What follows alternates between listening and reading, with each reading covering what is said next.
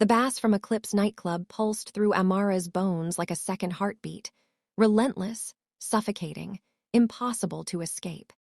She balanced a tray of premium whiskey bottles worth more than 3 months of her rent, weaving through a sea of designer suits and predatory smiles. Just get through tonight, she told herself for the 100th time. One more shift, one more night. But deep in her gut, beneath the professional smile she'd perfected over 2 years in Seoul, Amara Okafor knew something was different tonight. The way Shin Yi-hyun's eyes had followed her all evening, not with his usual calculated interest, but with something darker, more possessive. The way his twin brother Tae-hyun had whispered to the security guards, their eyes sliding toward her like wolves marking prey.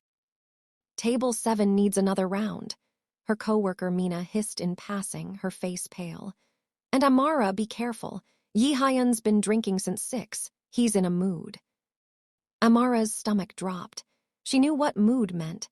She'd seen 3 girls disappear from Eclipse's staff in the past year after rejecting the Shin twins' advances. The official story was always the same.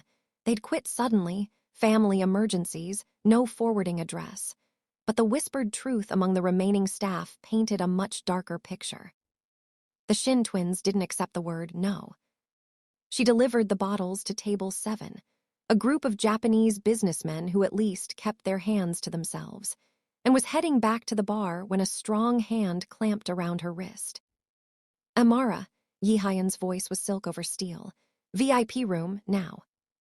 Her heart hammered against her ribs. I'm on the main floor tonight, Mr. Shin. Maybe one of the other.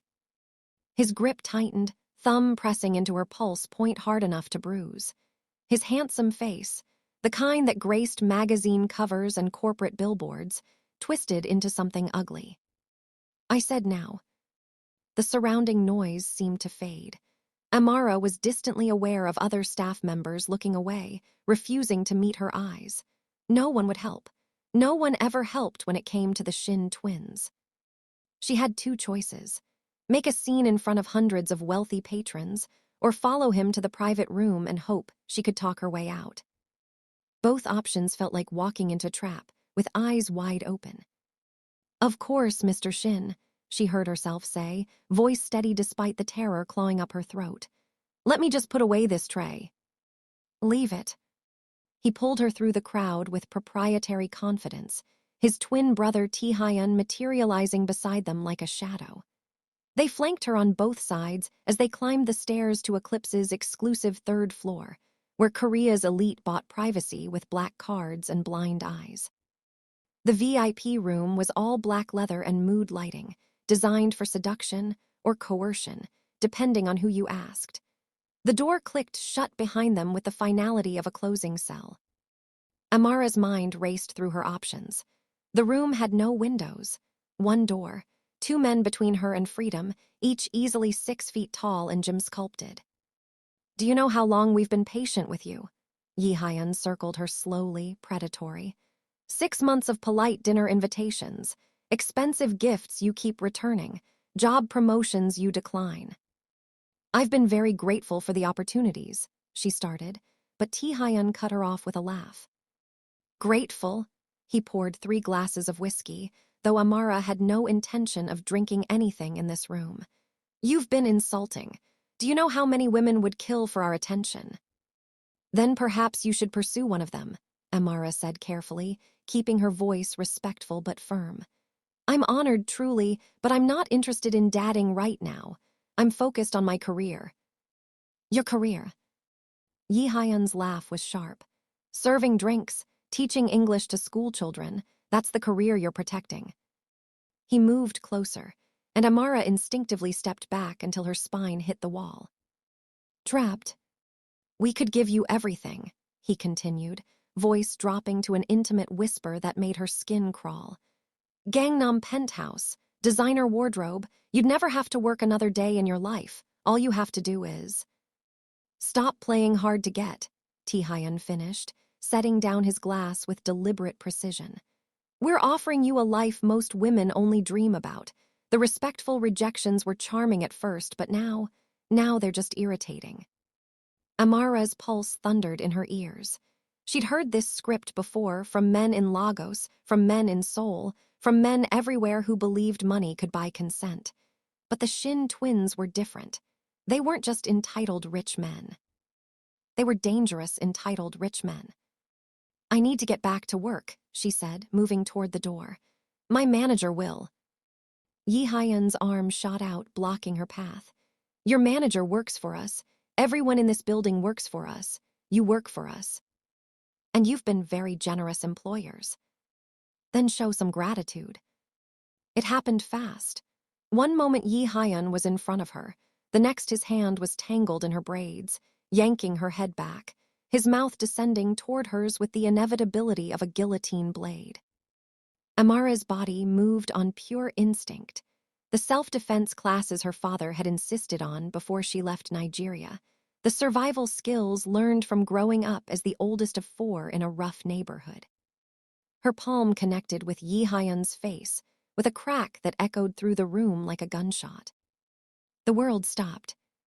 Yi Hyun stumbled back, hand flying to his cheek where a perfect handprint was already blooming red against his pale skin. T. Hyun froze mid-step, eyes wide with disbelief. No one slapped a Shin twin. "You bitch!"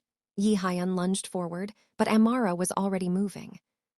She grabbed her bag from the leather couch. Years of working multiple jobs had taught her to never be separated from her essentials, and bolted for the door. Her fingers fumbled with the handle as T. Hyun's footsteps thundered behind her. The door flew open. She ran. The main floor of Eclipse was packed with Thursday night revelers, Seoul's young elite drowning their corporate stress in overpriced alcohol and EDM. Amara shoved through the crowd, her server's ability to navigate drunk people suddenly a survival skill. "Hey, watch it," someone shouted as she knocked into them. Behind her, she heard Yi Hyun's voice cutting through the music. "Stop her! Someone stop that waitress!" But Eclipse's patrons were too drunk or too indifferent to register the urgency. Amara hit the main stairs at a run, her flat work shoes slapping against marble as she descended 2 steps at a time. The lobby security guard looked up as she burst through, but Amara was already out the rotating doors and into the neon chaos of Gangnam's nightlife district. Seoul on a Thursday night was a living organism, throngs of people flowing between bars, restaurants, and clubs, the air thick with cigarette smoke and soju fumes and desperation. Amara plunged into the crowd, her dark skin and height making her visible in a sea of Korean faces, but she used it to her advantage, letting the crowd carry her away from Eclipse's entrance. Behind her, she heard shouting. The twins had reached the street. "Run, just run." She cut down a side street, then another, her lungs burning as Gangnam's glittering towers loomed overhead like indifferent gods. Her phone buzzed in her pocket, probably Mina or her manager, wondering where she'd gone. She ignored it. The streets began to blur together. Amara had lived in Seoul for 2 years, but Gangnam at night was a different city, all mirror glass buildings and identical luxury boutiques. She took a random turn, then another, until she realized with growing horror that she'd lost her bearings completely. And worse, she'd lost the crowd. This street was quieter, older. Small restaurants with plastic stools outside, a convenience store with flickering fluorescent lights, a small plaza centered around some kind of historical marker. Amara's legs finally gave out. She stumbled to a stop beside a street lamp, gasping for air, her braids plastered to her neck with sweat despite the October chill. "Think, you need to think." She couldn't go back to her apartment. It was employee housing connected to Eclipse. Her phone was probably being tracked through the company's system. Her friends in Seoul were all Eclipse employees, and after tonight, they wouldn't risk their jobs to help her. She had nowhere to go. The realization hit like ice water. I'm completely alone. "Miss, are you all right?" Amara's head snapped up. There, partially concealed in the shadows near the historical marker, sat a man in a wheelchair. He was younger than she expected, maybe early 30s, with dark hair falling across intelligent eyes. He wore worn clothes that had seen better days. And beside his wheelchair sat a piece of cardboard with neat handwriting. "Disabled veteran, Please help. God bless. A beggar. I'm fine, Amara said automatically, then immediately regretted it. Her voice was shaking, and she probably looked like she'd just run a marathon. The man's eyes, sharp, assessing, traveled over her waitress uniform, her heaving chest, the way she kept glancing back the way she'd come. Running from someone, he asked quietly. Before Amara could answer, she heard them. Voices, male, angry. She came this way. Check every street. The Shin twins. Panic flooded Amara's system. She looked around wildly. No open shops, no crowds to disappear into, nowhere to hide. The beggar was watching her with an expression she couldn't read. Please, she whispered. Please, I need. Her mind went blank. What did she need? Help, a hiding place, a miracle.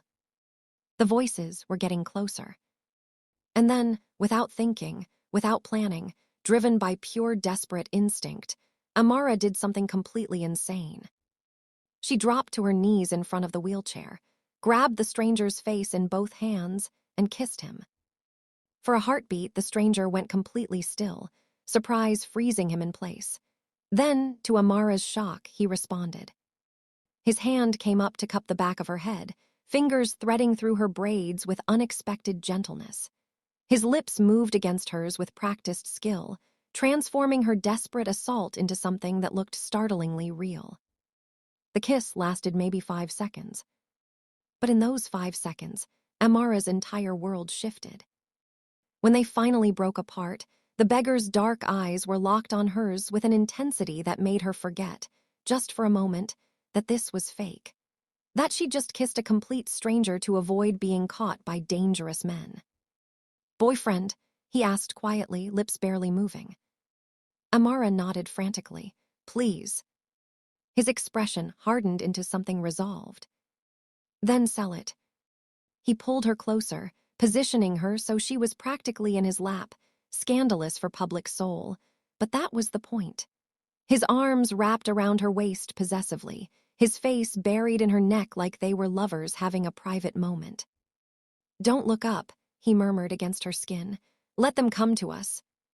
Amara's heart hammered against her ribs, but she forced herself to relax into his embrace, to play the part of a woman who hadn't just fled for her life. Footsteps approached. Excuse me, Yi Hyun's voice, cold with barely controlled rage. We're looking for a woman, Nigerian about this tall, wearing a waitress uniform. The beggar looked up slowly, and Amara was stunned by the transformation in his expression. Gone was the sharp intelligence, replaced by a simple, friendly confusion. Sorry, friend, he said, his voice taking on a slightly slower cadence as if speech didn't come easily. Just me and my girlfriend here. We're having private time. He gestured vaguely to their intimate position, and Amara felt her face heat with genuine embarrassment. Yi Hyun's eyes narrowed as he focused on Amara. Recognition flared. That's her. That's our waitress. Your *X* waitress, Amara found her voice, keeping it steady through sheer force of will. She met Yi Hyun's eyes without flinching. I quit, effective immediately. You can't just. She can, the beggar interrupted mildly. Korea has at-will employment laws, no notice required. His voice lost its slower cadence for just a moment, revealing surprising knowledge before he seemed to catch himself. At least, that's what I heard somewhere. T. Hyun stepped forward, hand reaching for Amara's arm. Get away from this beggar. You're making a mistake. Don't. The single word from the man in the wheelchair carried surprising authority. Don't touch her. Or what? Yi Hyun laughed. You'll what exactly? You can't even stand up. Something flickered across the beggar's face, too fast for Amara to identify, before his friendly expression returned. No, but that security camera can see everything. He pointed upward. All 4 of them looked up. Sure enough, a security camera was mounted on the corner building, red light blinking, pointed directly at the plaza. So I'd think carefully, the beggar continued in that same mild tone, about what you do next, because assault of a disabled person, that's serious jail time in Korea, and the courts don't care how rich you are. Well, He tilted his head thoughtfully. They care a little, but the public, they'd eat you alive. The twins exchanged glances. Amara could practically see the calculation happening behind their eyes. Was she worth the public scandal? Finally, Yi Hyun stepped back, his handsome face twisted with contempt. This isn't over, you can't hide forever. And when we find you again, and we will, there won't be any cameras, any witnesses. He turned to the beggar. And you just made a very dangerous enemy. Get in line, the beggar replied with a shrug. It's a long one. The twins left, but not before Yi Hyun turned back one last time. You'll come back to us, he said to Amara. You'll have nowhere else to go, and you'll beg us to take you back. Then they were gone, swallowed by Seoul's neon-lit streets. Amara didn't move, couldn't move. The adrenaline was draining from her system, leaving her shaking uncontrollably in the stranger's lap. They're gone, he said gently. You can breathe now. She sucked in air, realized she'd been holding her breath. Tears threatened, shock, fear, relief all crashing together. I'm sorry, she gasped out. I'm so sorry, I needed they were going to. Hey, it's okay. His hand rubbed circles on her back, surprisingly soothing. Breathe, just breathe, you're safe. I kissed you, I just grabbed you and… Technically, I think we've now moved past the stranger's phase straight into fake relationship territory, he said, and there was amusement in his voice. We should at least exchange names before the next crisis. I'm Kang Soo. Despite everything, Amara laughed, a slightly hysterical sound. Amara Okafor. Nice to meet you, Amara Okafor. He smiled, and it transformed his entire face. For what it's worth, that was a very convincing fake girlfriend performance. Have you considered acting? She should move. She should get off this stranger's lap and apologize properly and figure out what the hell she was going to do next. But the warmth of his arms felt like the first safe thing she'd experienced in months, and she couldn't quite make herself let go. Who were those guys? Kang Soo asked, his tone casual but his eyes sharp. The Shin twins, they own Eclipse, the nightclub where I worked. Past tense, already past tense. They're connected, powerful, dangerous. And they were pursuing you. It wasn't a question. Amara nodded anyway. For how long? 6 months. I kept saying no. Tonight they… She couldn't finish. Couldn't say out loud what had almost happened in that VIP room. Kang Soo's arms tightened around her fractionally. You did the right thing, running. But now I have nowhere to go. The words came out small, childlike. My apartment is employee housing. My phone is probably tracked. All my friends work at Eclipse. They won't risk helping me. I have maybe 200,001 in my account and… She stopped, realizing she was unloading her entire crisis on a homeless man. A man who clearly had his own problems. I'm sorry, she said again. This isn't your problem. I should go. But where could she possibly go? Do you have somewhere safe? Kang Soo asked. No. Family in Seoul. In Nigeria. I send them money every month. I can't ask them for help. Friends who don't work at Eclipse. Amara's silence was answer enough. Kang Soo was quiet for a long moment, his expression thoughtful. Then he did something completely unexpected. I have a room, he said. Well, room is generous. It's more like a closet above a convenience store. The owner's wife used to rent it out, but she died last year, and her husband lets me stay there for cheap. There's one sleeping mat, no kitchen, shared bathroom down the hall. It's not much, but it's not traceable to me, Amara finished, understanding. Hope flickered, dangerous and desperate. Are you offering me a place to stay? Just until you figure things out, he said. A few days, maybe a week, until those guys cool down and you can make a plan. Amara stared at him, at this stranger in a wheelchair who just helped her deceive 2 of Seoul's most dangerous men, who was now offering his only shelter to someone he'd met 5 minutes ago. Why would you do that? She asked. You don't know me. I could be anyone, a thief, dangerous. Kang Soo smiled. You just apologized for kissing me without permission while running for your life from actual dangerous people. I think I can risk it. But Look, he interrupted. You're not the first person I've seen running from someone in this city.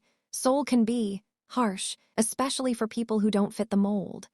His eyes flickered over her face, her dark skin, her braids.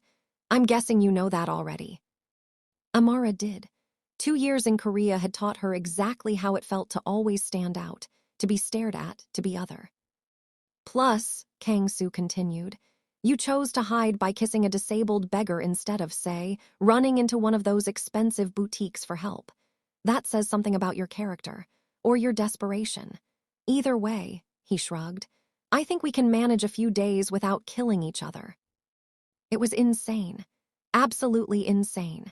Going to stay with a stranger, a homeless man she'd literally just met and kissed under false pretenses. But the alternative was sleeping on the street or risking the Shin twins finding her.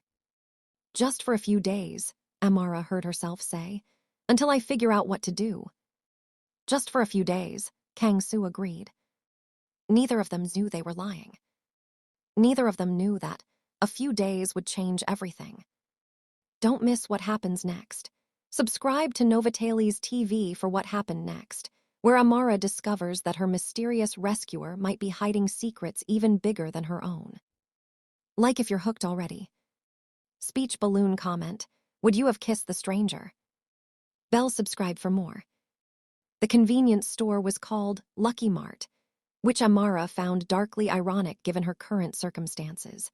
Kang Soo wheeled himself through a narrow side alley, gesturing for her to follow, and she found herself climbing a rickety external staircase that definitely violated several safety codes. It's not much, Kang Soo called up apologetically. Actually, it's barely anything. He wasn't exaggerating. The room was maybe 8 feet by 10 feet, smaller than some walk-in closets Amara had seen in Gangnam apartments.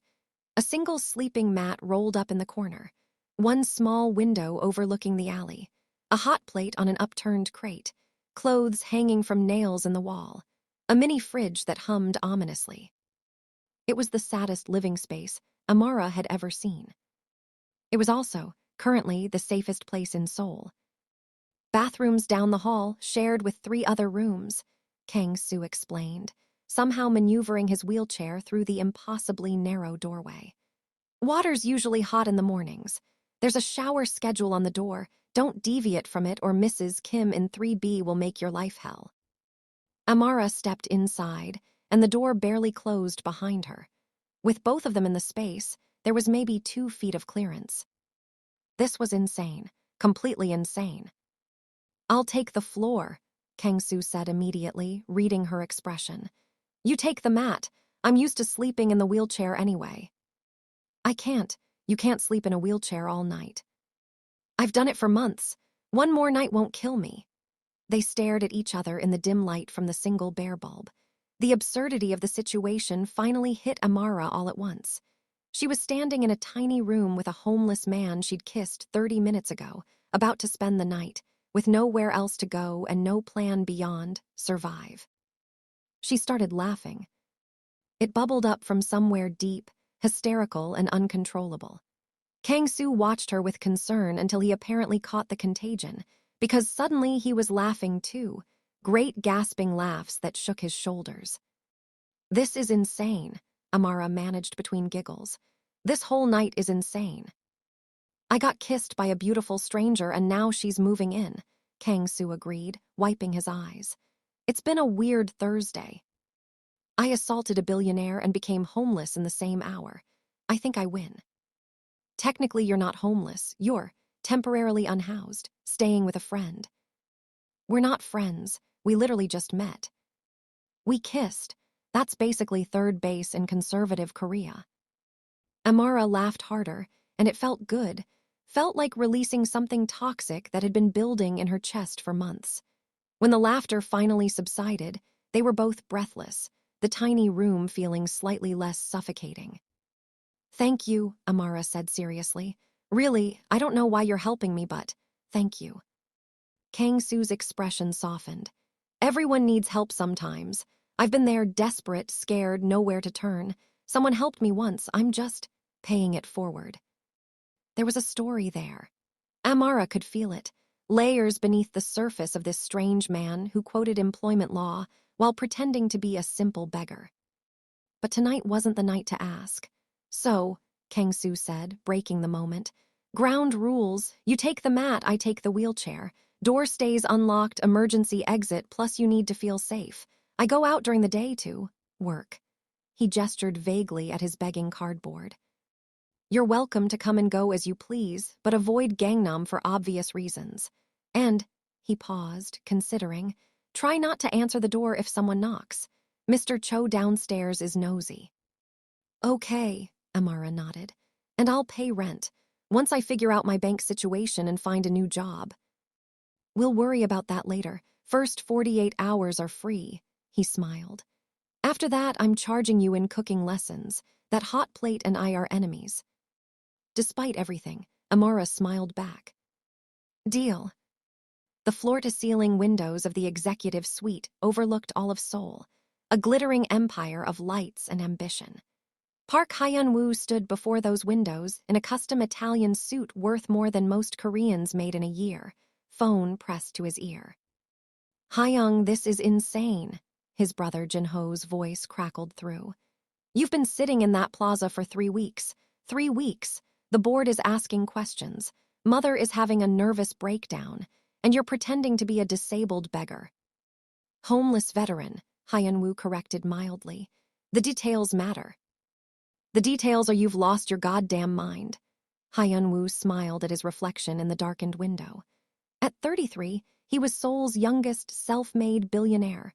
Forbes Asia had done a cover story last year. Hyun Industries owned half the tech startups in Korea and had a real estate portfolio that stretched across 3 continents. He could have anything he wanted, except the one thing money couldn't buy, genuine love. How did the Kang Jaewon meeting go? Jin-ho asked, changing tactics. She spent 20 minutes talking about my net worth before asking my name, Hyun-woo replied. Her father's company needs investors, very transparent. And the actress, what was her name? Already sold our first date story to dispatch before dessert arrived. My PR team killed it, but still. Jin-ho sighed. So you're going to sit in a plaza in a wheelchair until, what? Your soulmate magically appears. Something like that. You know how this sounds, right? Like a drama plot, a bad drama plot. Hyun-woo turned from the window, moving to his desk where 3 monitors displayed various angles of the plaza, his begging spot, under 24/7 surveillance. 5 engagements, Jin-ho. 5 women who said they loved me. One was sleeping with my competitor for corporate secrets. One was pregnant with someone else's child.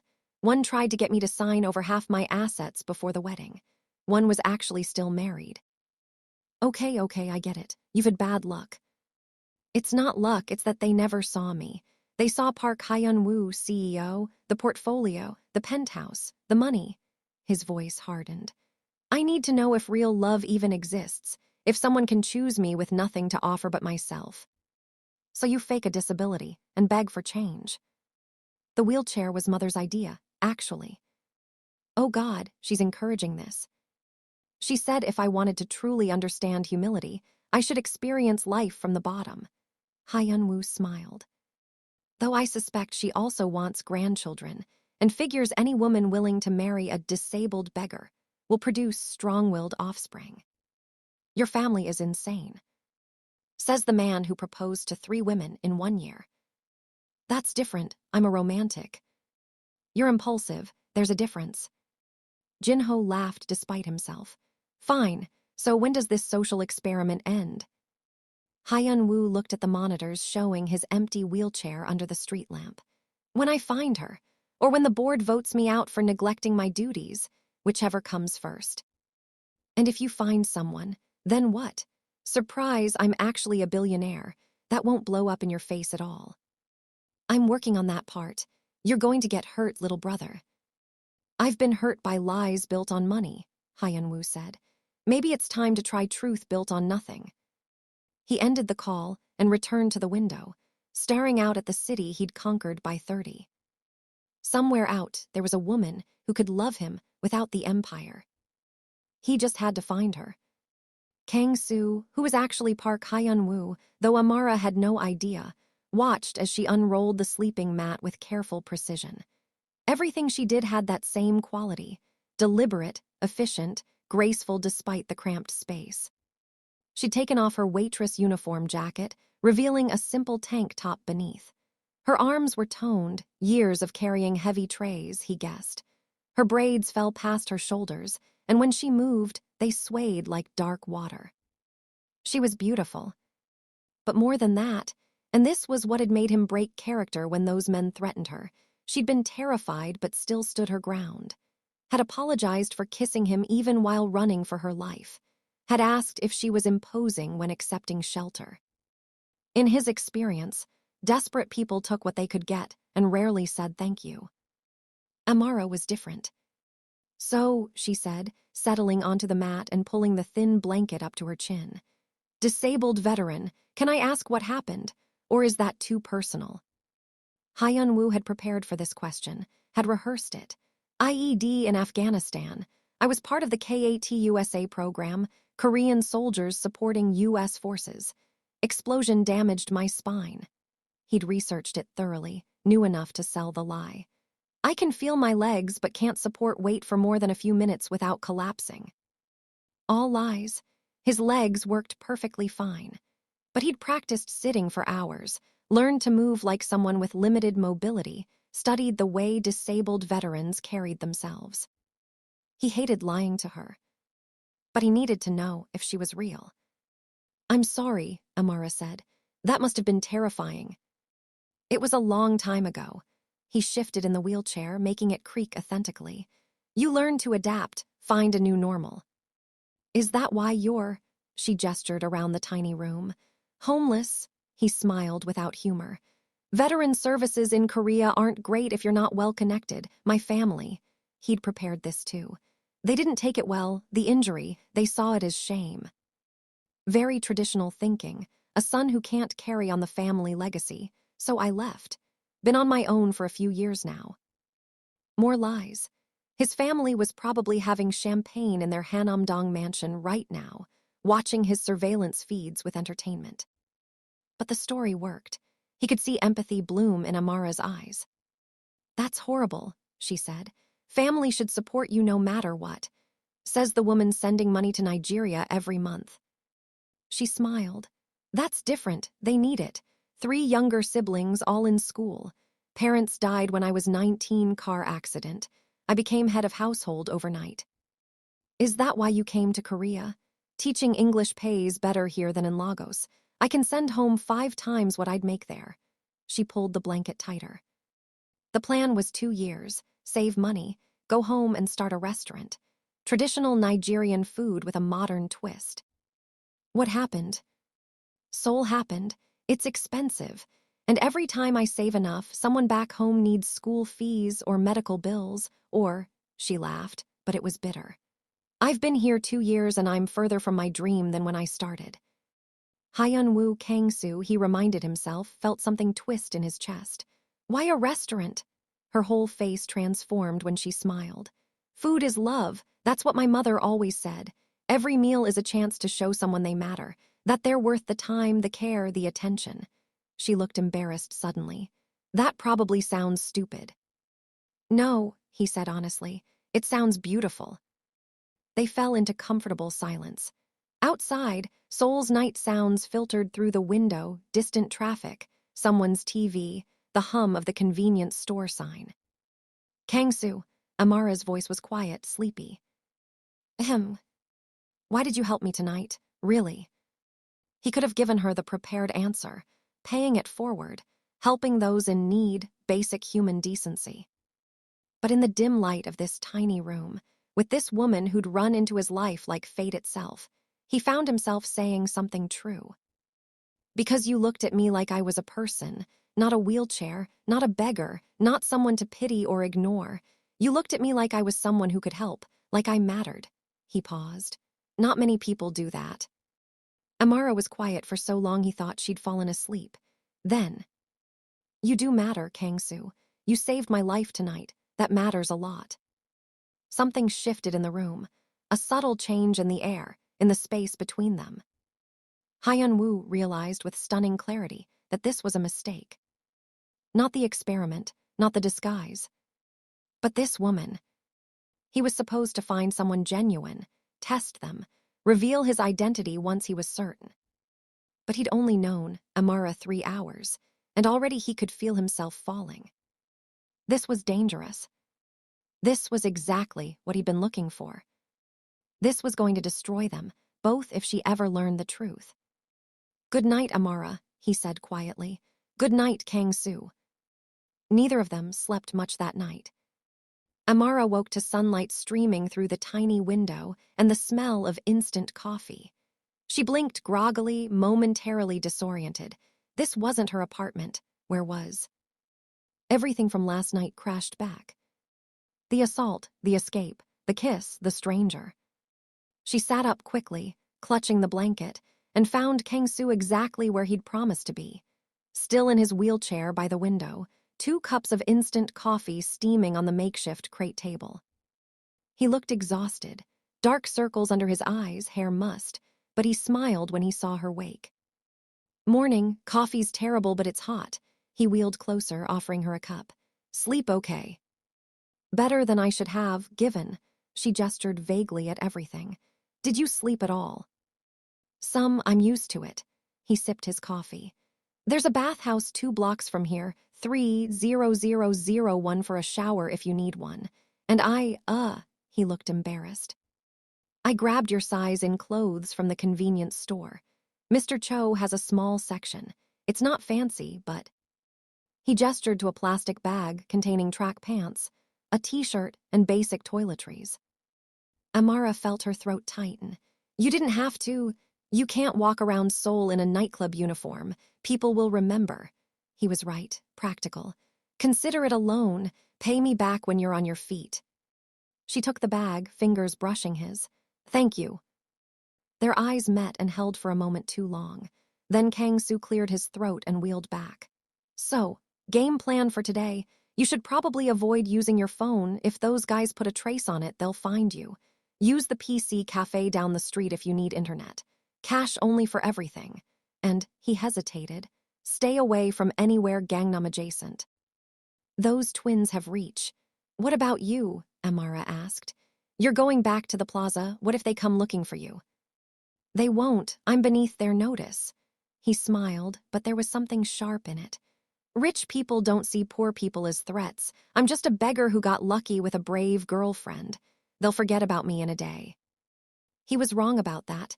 The Shin twins weren't the forgiving type, but Amara didn't argue. "I need to find work," she said instead. "Something off the books, probably. Cash jobs. There's a Nigerian restaurant in Itaewon, Calabar Kitchen. Owner's name is Joseph. Tell him Kang Soo sent you. He sometimes needs kitchen help, no questions asked." Amara stared. "How do you know about a Nigerian restaurant?" "I get around," he shrugged. "Beggars talk to each other, we know things." It was a reasonable explanation. It was also another lie. Hyun-woo had spent 2 weeks researching Amara after watching her at Eclipse from across the street, part of his process of finding the right person. He knew about Calabar Kitchen because he'd called the owner himself yesterday and arranged a job opening. All part of the test. He hated himself a little more with each lie. Amara went to Calabar Kitchen. Joseph, a large Nigerian man with a ready laugh, hired her on the spot, cash under the table, no questions about papers or background. "Any friend of Kang Soo's is good people," he said, which made Amara wonder what their connection really was. The work was familiar, chopping vegetables, prepping meat, learning Joseph's mother's jollof rice recipe. By the end of her shift, she had 50,000 won and a to-go container of egusi soup. She brought it back to the tiny room, where Kang Soo was attempting to cook ramyun on the hot plate and failing miserably. "Is it supposed to be this color?" he asked, peering at the pot. Amara laughed and took over. "How have you survived this long?" "Convenience store kimbap and prayer." They ate the egusi soup together. Kang Soo's eyes widening at the flavors. "This is incredible. You made this." "Joseph made this, but I can teach you Nigerian food if you want. Deal, in exchange I'll teach you, he thought. Korean curse words, very useful in Seoul. That's a terrible trade. Best I can offer. They laughed and it felt easy, natural. Like they'd known each other longer than 24 hours. They fell into a routine. Mornings, Kang Soo left for his begging spot, actually returning to his penthouse to shower, change, handle urgent high-end industries business remotely, then changing back into his disguise. Amara worked lunch shift at Calabar Kitchen. Evenings, they cooked together in the tiny room, talking about everything and nothing. He asked about Nigeria, the music, the culture, her childhood memories. She asked about his military service, his dreams before the injury. He told lies wrapped in truths. She told truths she'd never shared with anyone. Why Seoul? He asked one night over ramyeon. Of all the cities in the world. Korea pays well for English teachers and, she hesitated, it felt far enough away from the pressure, the expectations. In Lagos, I was the responsible one, the one who has to fix everything. The mother now, her voice cracked slightly. Sometimes I just wanted to be Amara, not someone's guardian, not someone's savior, just me. Kang Soo reached across the tiny space and took her hand. You're allowed to be just Amara here. She looked at their joined hands, her dark brown skin against his lighter tone, and felt something bloom in her chest. Something dangerous. Teach me to braid, Kang Soo said suddenly. They were sitting in the tiny room, Amara redoing her box braids with hair extensions she'd bought from the beauty supply store in Itaewon. What? She laughed. Your braids, teach me how to do them. Why? Because, he looked genuinely thoughtful. Because you spend hours on them, because they're beautiful, because I want to understand something that's important to you. Amara's heart did something complicated in her chest. In 2 years in Korea, no one had ever asked about her hair except to touch it without permission or make ignorant comments. The other waitresses at Eclipse had treated her braids like a zoo exhibit. But Kang Soo wanted to learn. Okay, she heard herself say, but I'm warning you, it's harder than it looks. She taught him the basic 3-strand technique on a practice section. He was terrible at it, fingers clumsy, tension uneven, but he tried with genuine focus. This is impossible, he muttered after his 3rd attempt unraveled. You're doing fine for a first try. I'm doing terribly and we both know it. But he smiled. Show me again. She guided his hands through the motion and the intimacy of it, her fingers over his, teaching him this piece of her culture, felt more significant than it should. Why are you so patient with me? He asked quietly. Because you asked to learn instead of assuming you knew everything, she replied.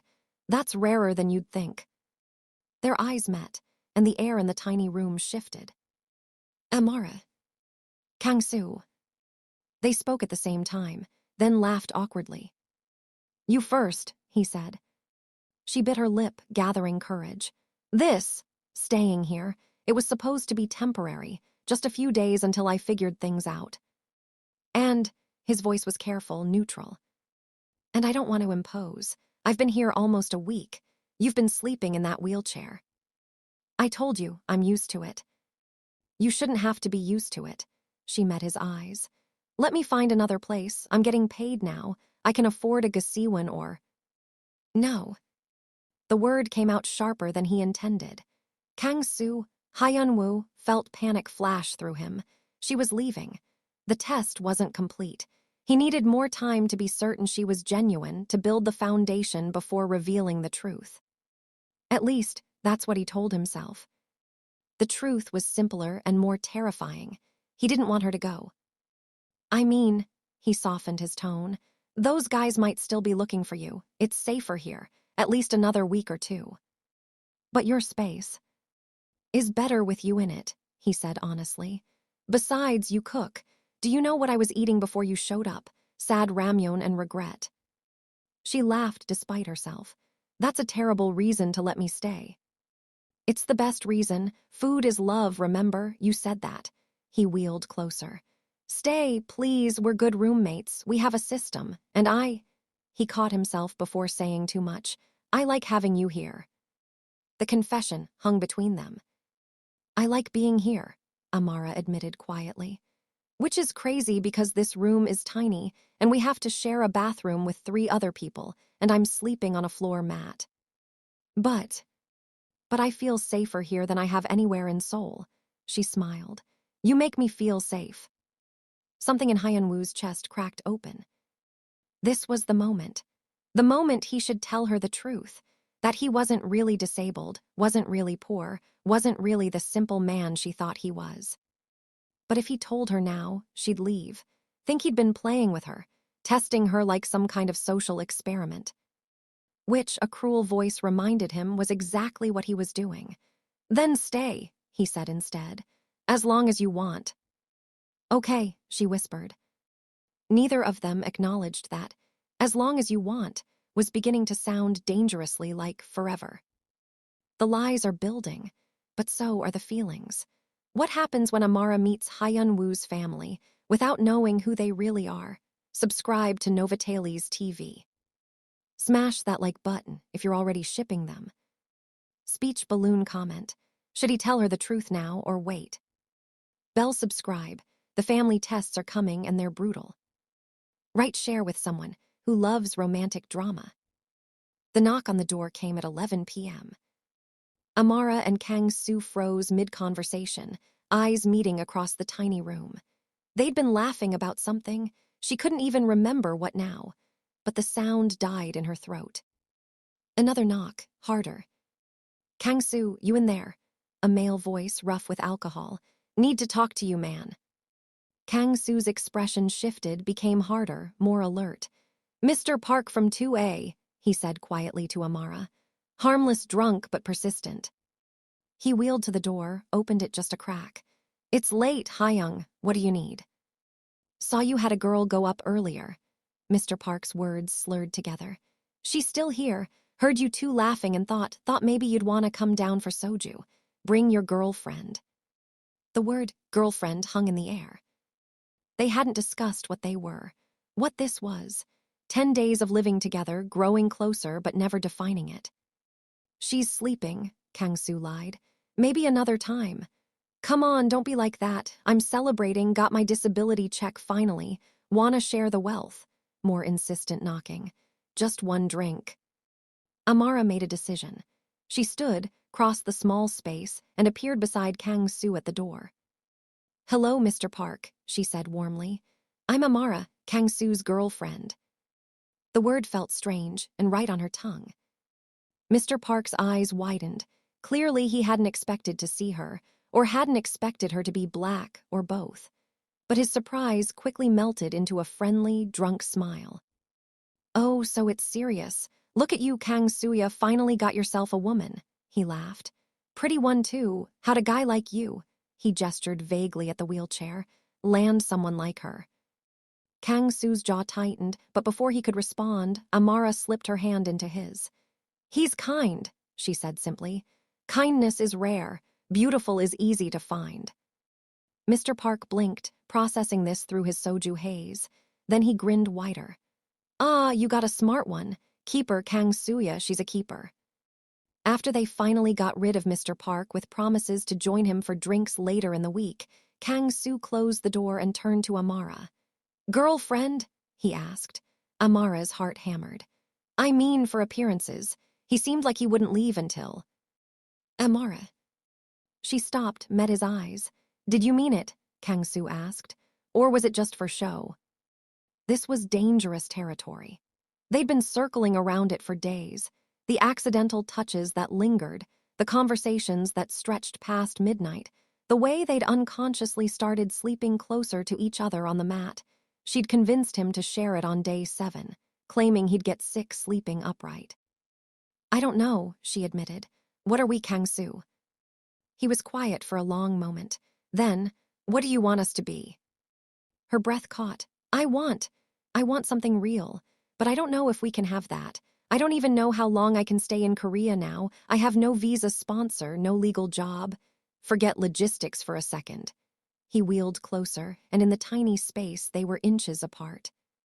If nothing else mattered, if we could be anything, what would you want? The truth spilled out before she could stop it. I'd want you. The air between them electrified. Amara, Kang Soo reached for her hand, and she could see the conflict warring in his eyes, like he wanted to say something but couldn't. There are things about me you don't know, things I should tell you. Then tell me. He stopped, started again. What if those things changed how you see me? She knelt beside his wheelchair, bringing them eye to eye. Try me. This was it.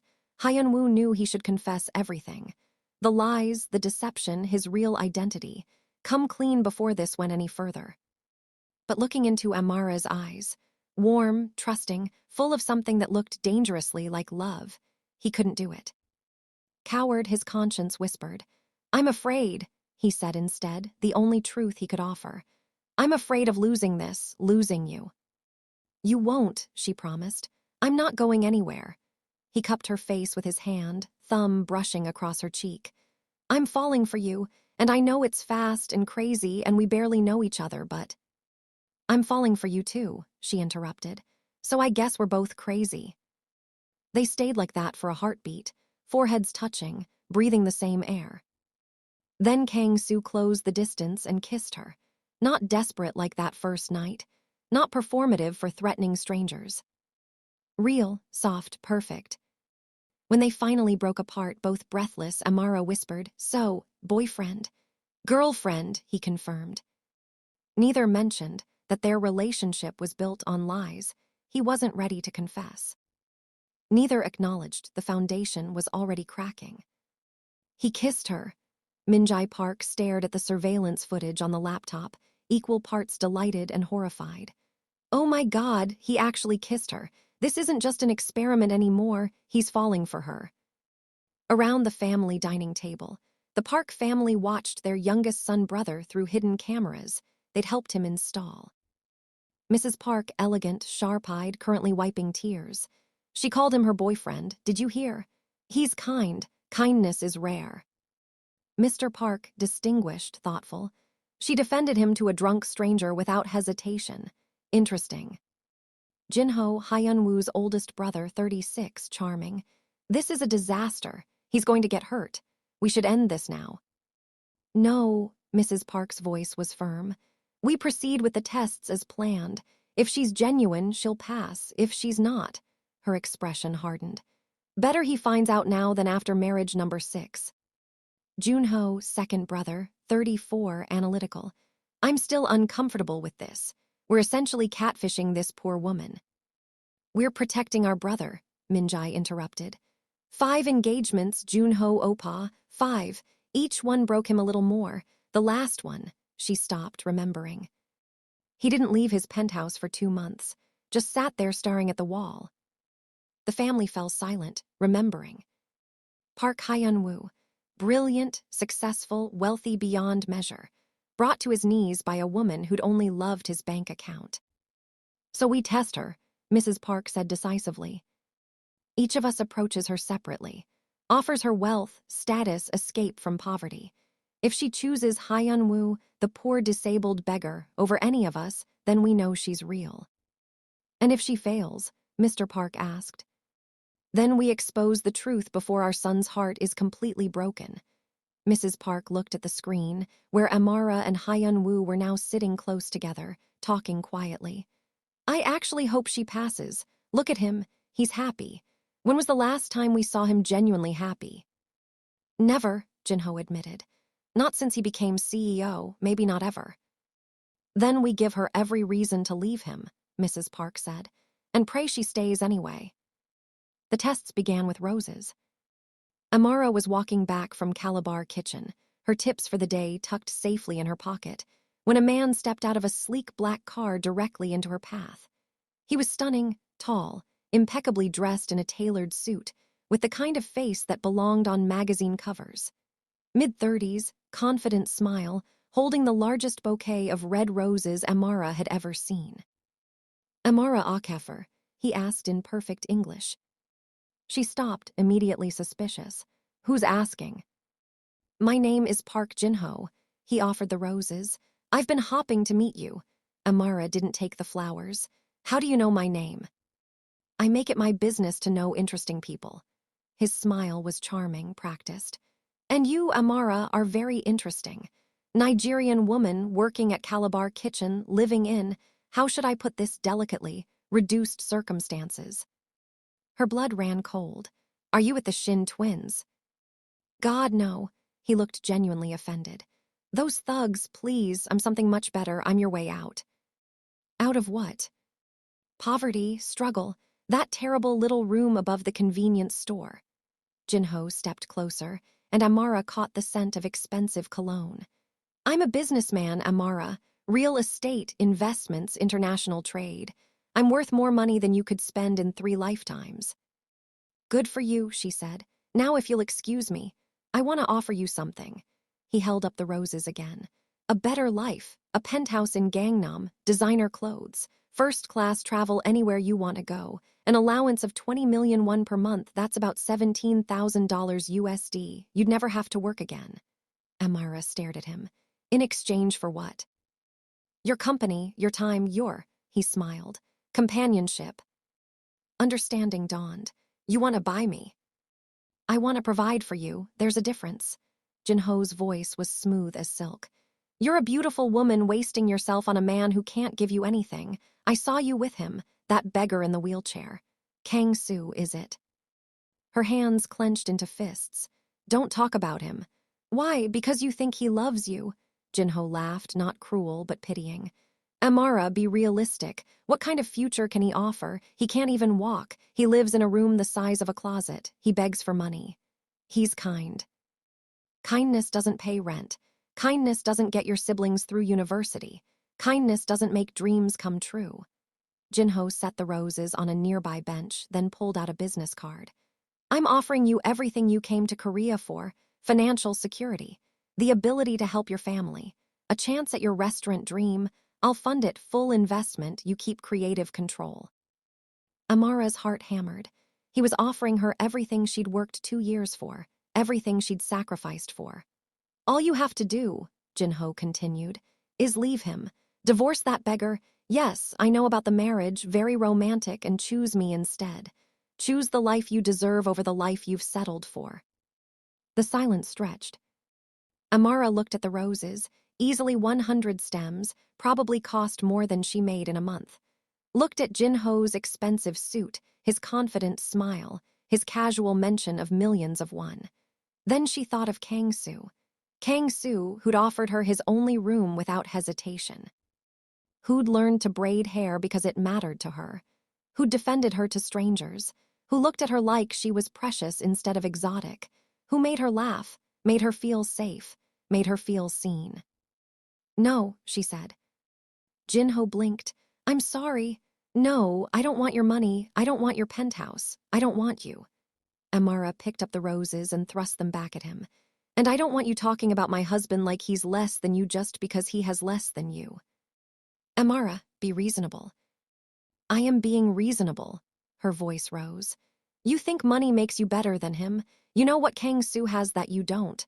A kind heart, honest eyes, the ability to see me as a person instead of a pretty thing to acquire. She stepped closer and Jin-ho actually backed up. Your eyes are empty, she said. You look at me and see a transaction. He looks at me and sees a partner, a friend, someone worth knowing. Her voice strengthened. So no, I don't want your flowers or your millions or your business card. I want my husband.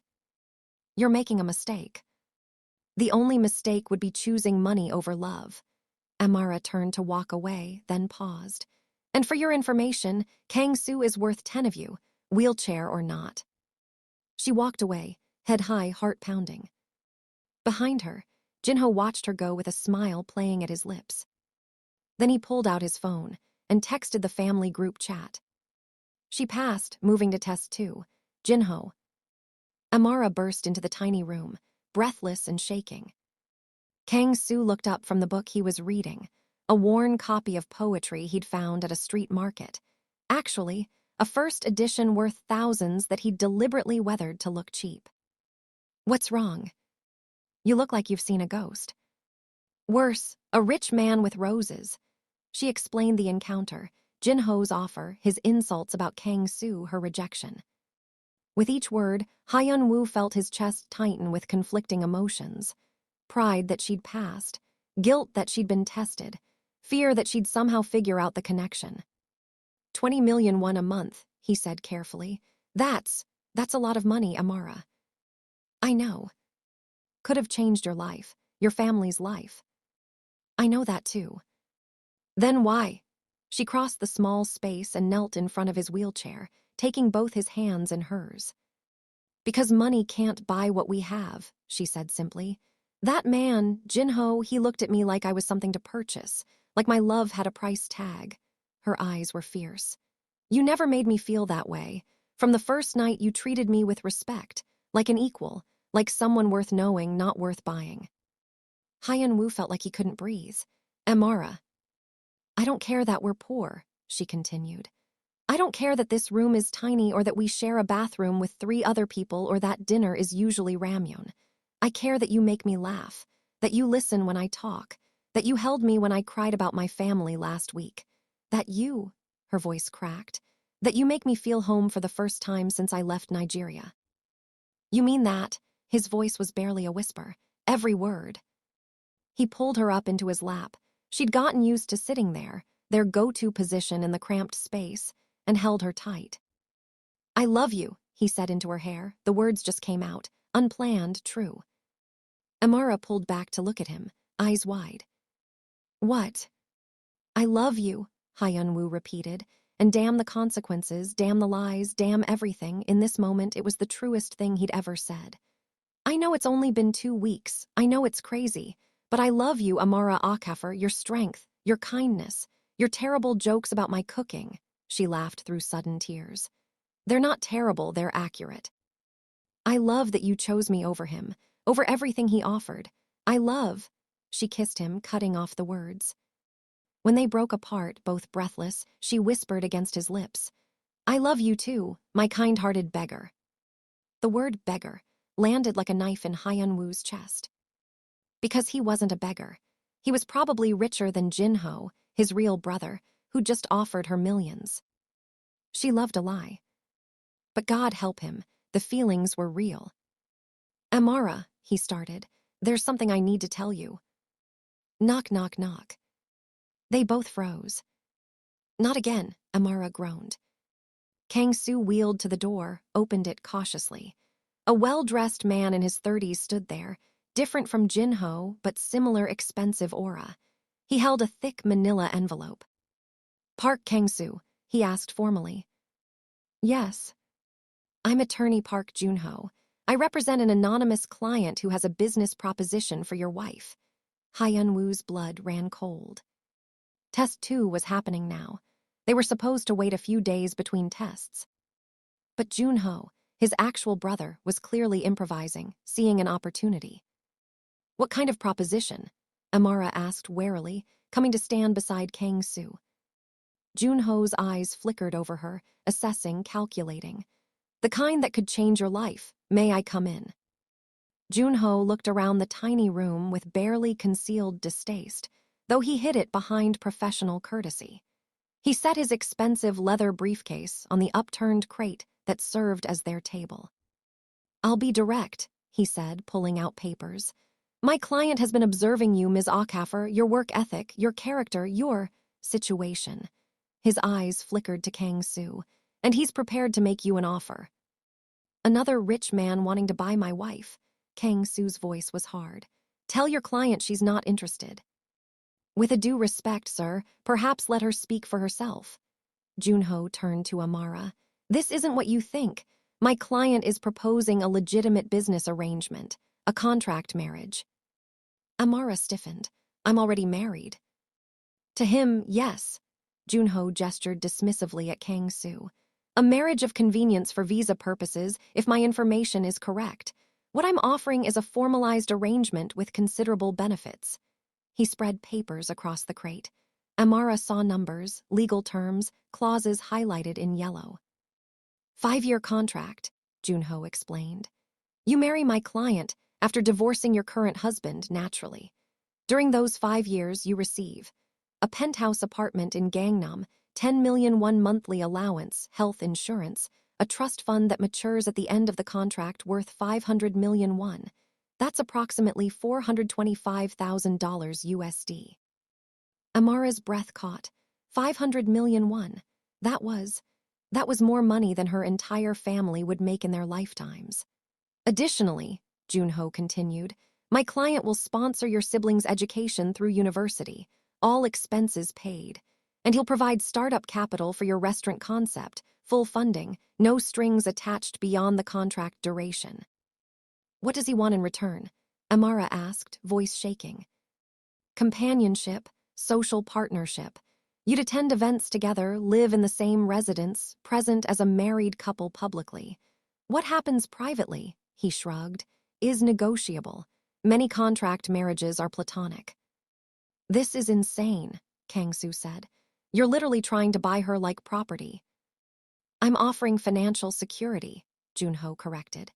Ms. Okafor, let me be frank. You're a black woman in Korea. You face discrimination daily. You're working under the table because you have no visa sponsor. You're living in a room barely suitable for one person, let alone two. You're sending money home to family who needs it while sacrificing your own dreams. Each word hit like a hammer because they were all true. My client offers you a way out, Junho continued. Your siblings finish school, you get your restaurant, you live comfortably for 5 years, and at the end you walk away with $500,000 and your freedom. All you have to do is sign. He placed an expensive pen on top of the contract. The silence in the tiny room was deafening. Amara stared at the papers, at the numbers, at everything she'd come to Korea for laid out in neat legal terms. 500 million won. Her siblings' education. Her restaurant dream. All of it right there, real and tangible and possible. Amara, don't, Kang Soo started. Let me think, she interrupted. She picked up the contract, read through it carefully. Junho had done his work. It was thorough, legal, protective of her rights. The mysterious client seemed genuine in the offer. This was everything she'd sacrificed for. Everything she'd worked toward. 2 years of discrimination, of struggle, of sending money home while eating ramyun for dinner. 2 years of being stared at, of uncomfortable questions, of feeling like she'd never quite belong. And here was the solution, handed to her on expensive paper with a Mont Blanc pen. All she had to do was leave Kang Soo. Leave the man she'd just said, I love you to 20 minutes ago. Leave the first person in Seoul who'd made her feel like she mattered as more than her appearance or her foreignness. Amara looked up at Junho. This client, why me? There are thousands of women in Seoul who'd take this offer. He wants someone genuine, someone with integrity. Junho smiled. Someone who'd choose a disabled beggar over a wealthy businessman with roses, for example. Amara's eyes narrowed. How do you know about that? My client is thorough. So he's been watching me, having me followed. He's been interested in your character. Consider it an extended interview process. Kang Soo gripped his wheelchair armrests so hard his knuckles went white. Hyun-woo recognized his brother's strategy. Make it sound reasonable, professional, like a job offer instead of buying a person. But watching Amara's face as she processed it all, seeing the temptation war with her principles, was agony. Because he'd set this up, this was his test. And for the first time, he genuinely wasn't sure which way she'd choose. 500 million won, Amara said. That's enough to build a house for my extended family, put all my siblings through the best schools, start not just one restaurant but a whole chain. Yes, Junho confirmed, and all I have to do is divorce Kang Soo and marry a stranger. A wealthy stranger who'll treat you well and give you everything you deserve. Amara was quiet for a moment. Then she picked up the contract, all 20 pages of it, and began to tear. Slowly, deliberately, every single page. What are you doing? Junho lurched forward. I'm refusing. Amara ripped another page in half. I'm saying no. 500 million won, Ms. Okafor. Your family's future, your dreams. Are you actually going to throw that away for him? Junho pointed at Kang Soo with barely concealed disgust. Amara stopped tearing, set the shredded contract on the crate, and stepped close to Junho, close enough that he backed up involuntarily. "Let me tell you something about your client," she said. "He thinks I'm desperate. He thinks because I'm black, because I'm foreign, because I'm struggling, that I can be bought, that I'll sell my dignity and my love for money. It's a business arrangement. It's prostitution with a legal contract." Her voice rose. "You dress it up in fancy words, contract marriage, companionship, business arrangement, but what you're really saying is, divorce the man you love and let a rich stranger own you for 5 years. We're offering you freedom. No, you're offering me a cage, a gilded cage, but still a cage." Amara's eyes blazed. "I came to Korea with dreams, yes, dreams of money and success and helping my family. But you know what I found instead? Something more valuable than 500 million won." She turned to look at Kang Soo, and her expression softened completely. "I found someone who sees me, not my skin color, not my body, not what I can offer him, just me, Amara. The girl who talks too much about Nigerian food and cries during sad movies and can't sing to save her life but tries anyway." She walked to Kang Soo's wheelchair and took his hand. "He treats me like a queen even though he has nothing. Your client would treat me like property even though he has everything. So no," she looked back at Junho, "I don't want your contract. I don't want your client's millions. I want my husband." "You're making a colossal mistake," Junho said, but there was something in his eyes, respect, approval. "Maybe, but it's my mistake to make."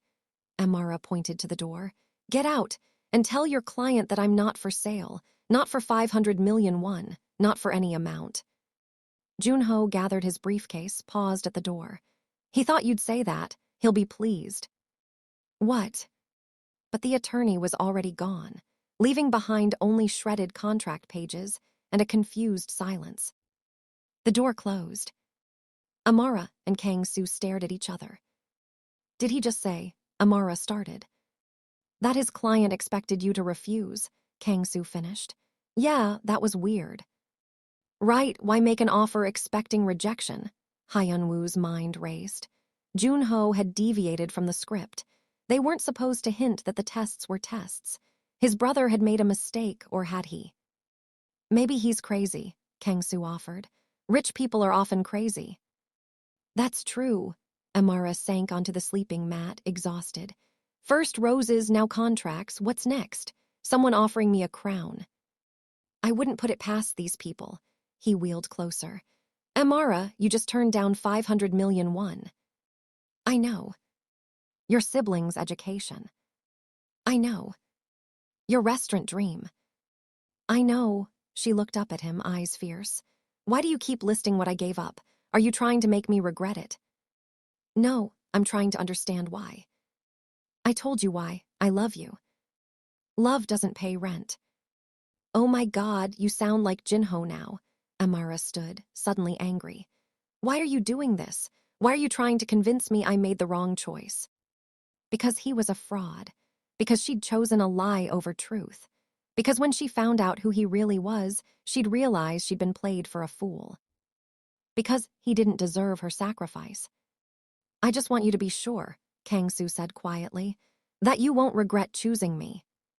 Amara knelt in front of his wheelchair again, their position of serious conversations, and cupped his face in both hands. "Listen to me very carefully," she said. "I will never regret choosing you. Money comes and goes, job opportunities come and go, but finding someone who makes you feel alive, who makes you want to be better, who sees your soul and loves it anyway." She shook her head. "That's once in a lifetime, and I'm not stupid enough to trade once in a lifetime for money." Hyun-woo felt something break inside him. "I don't deserve you." "Probably not," she agreed with a small smile. "But you're stuck with me anyway." They kissed, deep and desperate and full of unspoken truths neither was ready to voice. When they finally broke apart, Amara rested her forehead against his. "No more rich men with offers, okay? I can't handle a third one." "I'll put up a sign. Amara not for sale at any price." She laughed, and the tension broke. But later that night, When Amara was asleep on the mat and Hyun-woo beside her, having finally admitted the wheelchair excuse was getting ridiculous, he stared at the ceiling and felt the weight of his deception crushing him. She'd passed 2 tests. 3 more to go. And with each one, he fell deeper in love with her, which meant when she eventually learned the truth, it would destroy them both. The family watched the surveillance footage in silence. When Amara finished tearing the contract, Mrs. Park had tears streaming down her face. "She's real," she whispered. "She's actually real." "Told you," Junho said smugly. Her eyes didn't even linger on the numbers, she just started ripping. The way she defended him, Minjai breathed. Called it prostitution with a contract. God, I like her. "Should we stop?" Junho asked. "We've proven she's genuine. 2 tests passed definitively. Why continue?" "Because 2 tests isn't enough," Mr. Park said heavily. "Women can be patient, can play the long game. We need to know she'll stay even under sustained pressure, even when we make it very difficult to keep choosing poverty over wealth." "I don't like this anymore," Junho admitted. "Watching her tear up that contract, she really believes in their love. We're going to break her heart when Hyun-woo reveals the truth." "Or," Mrs. Park said thoughtfully, "her love is strong enough to survive the deception, to forgive him for the lies." "That's optimistic," Junho muttered. "I raised a foolish son who needed elaborate tests to find real love," Mrs. Park replied. "Optimism is all I have left." She looked at the screen, where Amara and Hyun-woo were now sleeping peacefully, tangled together on the small mat. 3 more tests," she said. "Then we'll know if she's strong enough for our family, for the truth, for our son." "And if she's not?" Minjai asked. "Then we pull Hyun-woo out before he's completely destroyed." But watching the way their youngest son held this woman even in sleep, like she was precious, like she was everything, they all suspected they were already too late. He was already completely destroyed. Or completely saved. They'd find out which when the truth inevitably came out. 2 tests down, 3 to go, but the lies are getting harder to maintain. What happens when Amara meets Hyun-woo's mother? Subscribe to Novatale's TV for to know what happened next. Like if that contract scene had you stressed. Speech balloon comment. How long until she figures out the truth? Bell subscribe. The mother's test is emotional. Write share with someone who loves slow burn romance. A woman collapses in the market, and Amara's kindness leads her straight into the most dangerous test yet. The Namdaemun market was chaos incarnate. Vendors shouting prices, tourists haggling, the smell of street food mixing with fresh produce and incense from nearby Buddhist supply shops. Amara loved it here. It reminded her of Lagos markets, the energy, the noise, the humanity of it all. She was shopping for ingredients to make Kang Soo a proper Nigerian dinner, egusi soup with pounded yam. He'd been having bad pain days, or pretending to. Hyun-woo reminded himself guiltily, and she wanted to do something special. "Best tomatoes in Seoul," a vendor called to her in Korean, then switched to broken English when he saw her face. "You, African lady, very fresh, very cheap." Amara smiled and continued in Korean. Her language skills had improved dramatically. "How much for 2 kilos? The vendor's eyes widened with respect. "Ah, you speak Korean. Very good. For you, special price." She was negotiating when she heard it. A gasp, then the sound of something heavy hitting the ground. Amara turned. An elderly Korean woman had collapsed near the fruit stand, her shopping bag spilling oranges across the pavement. She was maybe 65, elegantly dressed even for market shopping, and currently clutching her chest. The crowd did nothing. People stepped around her. Some pulled out phones to call help. No, to record. "Is anyone calling emergency services?" Amara shouted in Korean, already running toward the woman. No response, just more phones rising. This is Korea, she thought bitterly. Everyone records, no one helps. She dropped to her knees beside the woman, immediately checking for pulse and breathing. Medical training from her church volunteer days in Lagos kicked in automatically. Ajimioni, can you hear me? She spoke clearly in Korean. My name is Amara. I'm going to help you. The woman's eyes fluttered open, sharp, intelligent eyes despite the apparent medical crisis. My purse, she gasped. Amara grabbed the designer handbag, found medication bottles inside. Are you diabetic? Heart condition. Heart, pills. Amara read the labels, cardiac medication, prescribed to Mrs. Park Hyun-woo. She quickly administered the pill, elevating the woman's head, monitoring her breathing. Someone call 119, she shouted again at the useless crowd. Finally, a younger woman stepped forward and made the call. Amara stayed with Mrs. Park, holding her hand, speaking soothingly until the woman's breathing stabilized and color returned to her face. Thank you, Mrs. Park whispered, her grip on Amara's hand surprisingly strong for someone who just collapsed. You didn't hesitate. Of course not, you needed help. But no one else. The woman's eyes grew misty. All these people and only you. The ambulance arrived within minutes. As the paramedics loaded Mrs. Park onto a stretcher, the elderly woman grabbed Amara's wrist. What's your name, dear? Amara Okafor. You saved my life, Amara Okafor. Mrs. Park's eyes were calculating now, assessing. Are you married? The question was so unexpected that Amara laughed. Yes, actually, just recently. Lucky man. Mrs. Park smiled, warm, genuine, with something else underneath. But I have a son, a very successful son, handsome, wealthy, he's a CEO. Oh God, not another one, Amara thought. I'm flattered, Ajimioni, but I love my husband. Even if your husband is poor, the sharp eyes fixed on her. Especially because he's poor, Amara said. He chose me with nothing to offer but himself. That's worth more than all the money in the world.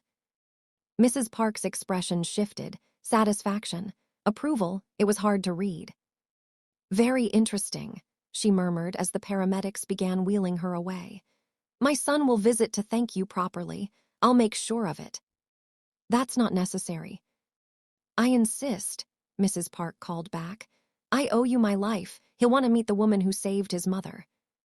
Then she was gone, loaded into the ambulance, leaving Amara standing in the market with a strange feeling of unease. The knock came in the evening, just as Amara and Kang Soo were settling in for their nightly ramyun ritual. I'll get it, Amara said, assuming it was Mr. Park from 2A again. She opened the door to find an elderly man, distinguished, wearing expensive but understated clothes, dark sunglasses despite the evening hour, carrying a white cane. Hello, she said. Can I help you?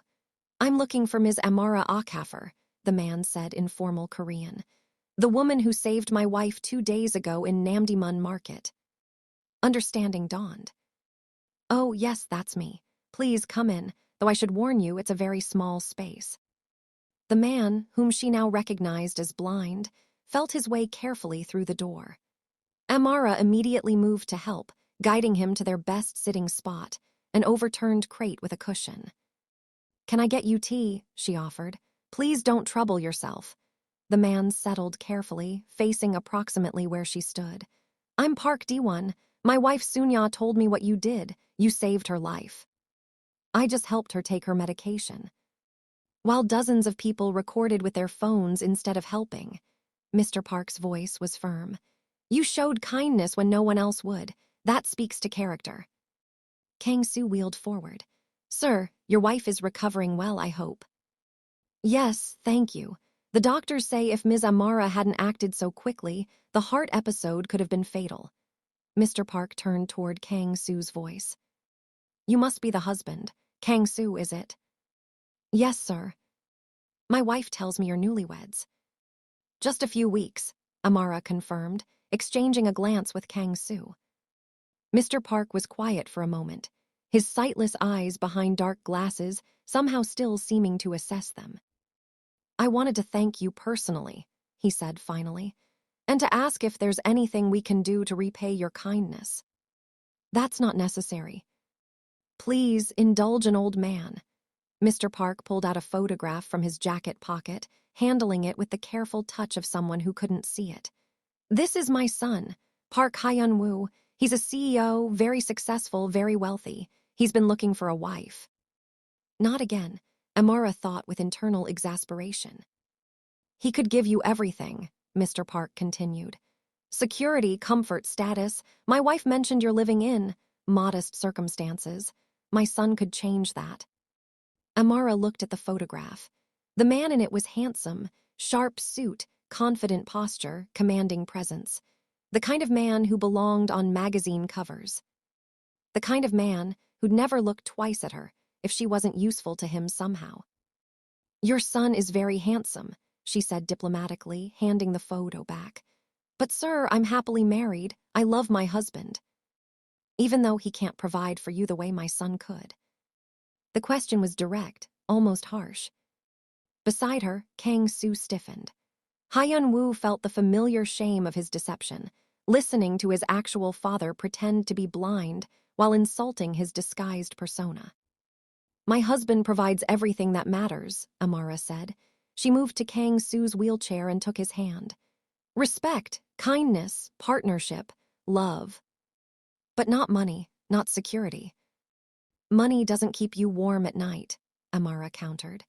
"It doesn't hold you when you cry or make you laugh when you're sad. Your son might be rich, but Kang Soo is wealthy in all the ways that count." Mr. Park tilted his head, considering. "You're absolutely certain you wouldn't even meet my son, just once?" "I don't need to meet him to know he's not right for me." Amara's voice was gentle but final. "I have exactly the man I need. Even though your husband can't walk, can't provide a real home, can't give you children without difficulty." The questions were brutal, direct. Kang Soo's hand clenched in Amara's. "Sir, I think—" "Can give me love," Amara interrupted, her voice fierce. "Can give me respect. Can give me a partnership where I'm valued for who I am, not what I can offer. Your son might have money and status and a big house, but what good is any of that if there's no real connection, no genuine feeling?" She knelt beside Kang Soo's wheelchair, still holding his hand, facing Mr. Park directly. "I chose this man when I had nothing, when I was desperate and scared and alone. He offered me shelter without asking for anything in return. He treated me like a person, not a foreign curiosity, not a project to fix, not a possession to acquire. Just a person." Her voice softened. "So no, sir, I don't want to meet your son. I don't want his money or his status or whatever else he could offer. I want my husband, exactly as he is." The silence in the tiny room was profound. Then Mr. Park stood, and something in his posture changed, became straighter, more confident. His hand found the door handle with surprising ease for a blind man. "You're absolutely certain?" he asked one more time. "Completely." Mr. Park smiled, and for just a moment, his face looked eerily familiar in a way Amara couldn't place. "Then my son is very lucky," he said cryptically, "when he finally reveals himself." "What?" But Mr. Park was already out the door, navigating the hallway with the sure steps of someone who could see perfectly fine. Amara stared after him, confusion written across her face. "That was strange. Why does everyone want me to leave you?" Kang Soo pulled her into his lap, wrapping his arms around her waist. "Because you're extraordinary. They think they can tempt you away with wealth." "Well, they're wrong." She settled against his chest. "I'm exactly where I want to be." Hyun-woo held her tighter, guilt and love warring in his chest. 3 tests down. She'd passed every one without hesitation. Which meant she genuinely loved him, the person she thought he was. Which meant when she learned the truth, the betrayal would cut even deeper. Tell her, his conscience screamed.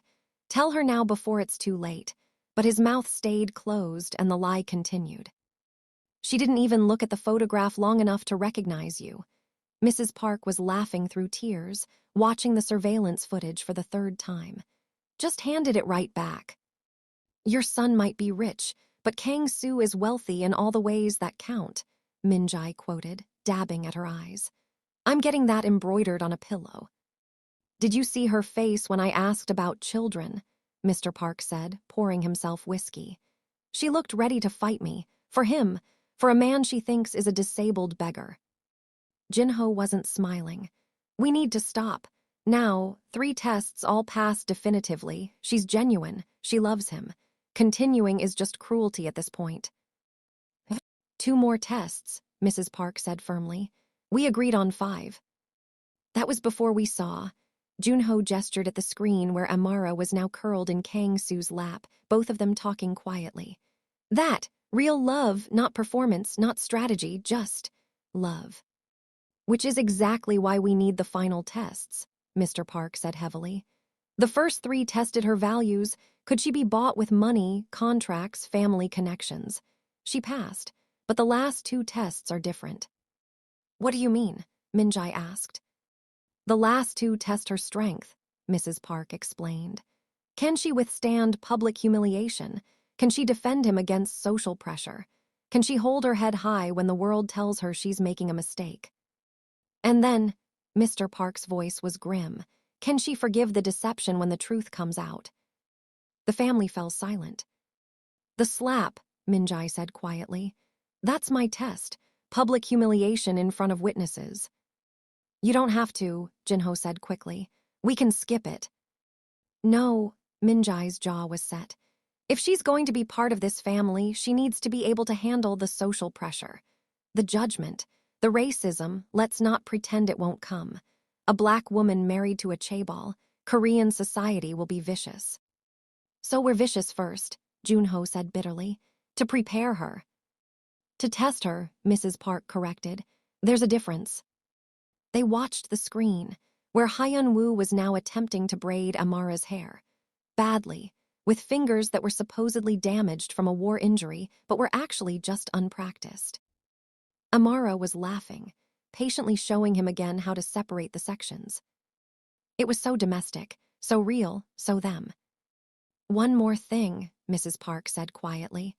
When this is all over, when we reveal the truth, we need to be prepared for her to leave, to never forgive him, to walk away from all of us. You think she will? Minjai asked. I think she has every right to. Mrs. Park's voice was sad. We've manipulated her, tested her like she was auditioning for a role, lied to her face repeatedly. Any reasonable woman would run and never look back. But, Jinho prompted, but I think she might be the kind of woman who can see past the method to the reason. Who can understand that Hyun-woo needed to know her love was real? Who can forgive the lie because the feeling underneath was genuine?